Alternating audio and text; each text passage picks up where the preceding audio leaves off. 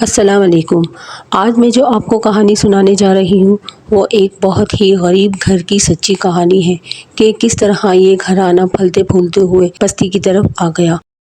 کہانی سننے سے پہلے آپ میرے نیو اردو قصہ کہانی چینل کو سبسکرائب کر کے بیل نوٹیفیکیشن کو آن کر دیں تاکہ آپ کو میری ہر آنے والی ویڈیو کا نوٹیفیکیشن مل سکے۔ مجھے اپنا بچپن آج بھی یاد ہے جب میں چوتھی کلاس میں پڑھتی تھی۔ ہم 5 بہنیں اور 2 بھائی تھے۔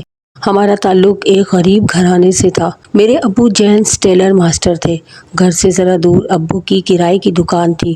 ابو کپڑے کٹنگ کیا کرتے تھے جن کی سلائی کے لیے ابو نے دکان پر 2 کاریگر رکھے ہوئے تھے۔ ابو کی دکان پہ جو سلائی کروانے آتے وہ سلائی کروا کر بہت کم اجرت دیتے۔ میرے ابو بہت شریف انسان تھے، لہٰذا گاہکوں کا لحاظ کرتے ہوئے کم پیسے لے لیتے تھے۔ ہمیشہ ہی ایسا ہوتا تھا۔ اسی بات کو لے کر امی ابو سے بہت جھگڑا کرتی تھی اور ابو کو سمجھاتی کہ سلائی کے پورے پیسے لیا کریں، لیکن امی کی نہیں سنتے تھے۔ ابو کی دکان کا کام صرف رمضان میں عروج پر ہوتا تھا، باقی 11 ماہ بہت سلو ہوتا تھا۔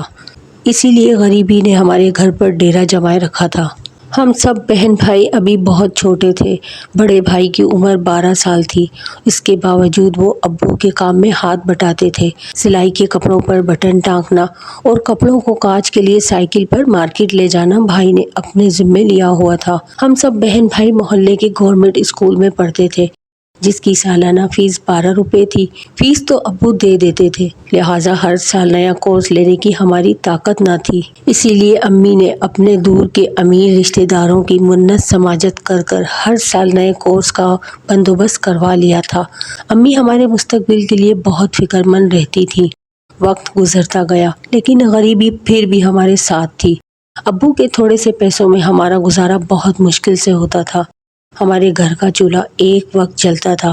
ہمارے گھر کے برابر میں تایا کا گھر تھا اور تایا گورنمنٹ ملازم تھے، لیکن بات وہی کہ غریب کا کوئی پرسہ نحال نہیں ہوتا۔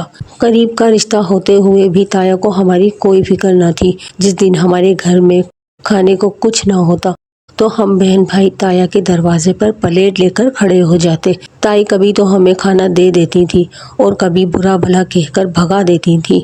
امی ہمیں ڈانٹتی کہ نہ جایا کریں، مگر ہم بچے تھے، نادان تھے۔ پیٹ کی آگ ہمیں دروازے پر لے جاتی تھی۔ محلے میں میری ایک بہت اچھی سہیلی تھی جس کا نام انیلا تھا۔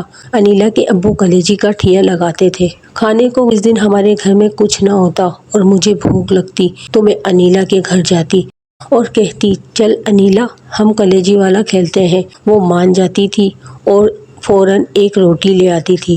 ہم دونوں مل کر روٹی کے چھوٹے چھوٹے ٹکڑے کرتے تھے اور جھاڑو کے تنکوں میں پرو کر دیگچی پر رکھ کے اسے کھیل کھیل میں پکاتے اور ساتھ ہی ہوا کرتے جاتے تھے۔ پھوپھ کلیجی بیچنے والی بنتی اور میں خریدنے والی۔ کاغذ کے چند ٹکڑے دے کر میں اس سے کلیجی کی سیخ خرید لیتی تھی اور بہانے بہانے سے روٹی کے ٹکڑے کھا کر اپنا پیٹ بھر لیتی تھی، جبکہ انیلا نہیں کھاتی تھی۔ بس پھر وقت اسی طرح گزرتا گیا۔ بالآخر جیسے تیسے کر کے بڑی بہن نے میٹرک پاس کر لیا اور گھر کے قریب ہی ایک پرائیویٹ اسکول میں ٹیچر کی جاب کر لی۔ ہم سب بہن بھائی بھی ذرا سمجھدار ہو گئے تھے، خود کو سنبھال سکتے تھے۔ اسی دوران امی نے بھی ایک فیکٹری میں جاب کر لی۔ اس طرح ہمارے گھر کا چولہا 2 ٹائم جلنے لگا۔ وقت گزرتا گیا اور بڑے بھائی بھی دیکھتے ہی دیکھتے 17 سال کے ہو گئے۔ انہوں نے بھی بہت دھول دھوپ کے بعد ایک کمپنی میں کرین آپریٹر کی جاب کر لی۔ اللہ کے حکم سے ہمارے گھر کے حالات اچھے ہوتے گئے۔ 2 بڑی بہنوں کی اچھے گھروں میں شادی ہو گئی۔ دونوں بہنوں کی شادی کے بعد امی نے بھی جاب چھوڑ دی۔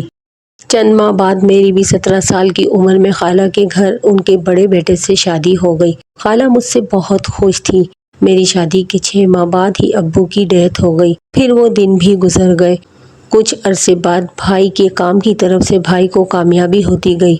پھر امی نے بھائی کے لیے ایک اچھی سی لڑکی دیکھ کر بھائی کی بھی شادی کر دی۔ ہمارے دن بہت اچھے گزر رہے تھے۔ اسی دوران چھوٹے بھائی بھی 16 برس کے ہو گئے۔ انہوں نے بھی ایک کپڑے کی دکان میں جاب کر لی اور چند ماہ کپڑے کی دکان میں جاب کرنے کے بعد انہوں نے اپنا ایک چھوٹا سا کپڑے کا کاروبار کھول لیا جس میں انہیں بہت ہی فائدہ ہوا۔ اس طرح ہمارے دن بہت اچھے ہوتے گئے۔ بڑے بھائی اور بھابھی امی کے ساتھ رہتی تھی۔ ابھی چھوٹی بہن اور چھوٹے بھائی کی شادی نہیں ہوئی تھی۔ وہ بھی امی کے ساتھ رہتے تھے۔ چھوٹے بھائی کا کام بہت اچھا چل رہا تھا۔ ہمارے گھر میں ہر چیز کی ریل پیل تھی۔ خوشیاں تو جیسے ہمارے قدم چوم رہی تھی۔ بہت سے لوگ ہمارے گھر کو دیکھ کے رشک کرتے اور بہت سے لوگوں سمیت کئی رشتہ دار ہمارے گھر کو دیکھ کے حسد کی نگاہ سے بھی دیکھتے۔ وقت بہت اچھا گزر رہا تھا کہ اچانک ہمارے گھر کو نہ جانے کس کی نظر ہو گئی۔ بڑی بہن کی شادی کے 2 سال بعد ہی ان کے شوہر کی ڈیتھ ہو گئی اور 2 ماہ بعد ہی دوسری بہن کے شوہر کو بھی بی پی ہائی ہونے کی وجہ سے بیڈ ریسٹ ہو گئے۔ اسی دوران میری ساس جو میری سگی خالہ بھی تھی، انہوں نے بھی میرے ساتھ اپنا رویہ برا کر لیا اور اب بڑی بھابھی بھی اپنے تیور دکھانے لگی تھی۔ نہ جانے کس کی نظر ہمارے گھر کو لگ گئی۔ ٹھیک ہی تو کہتے ہیں، نظر انسان کو کھا جاتی ہے۔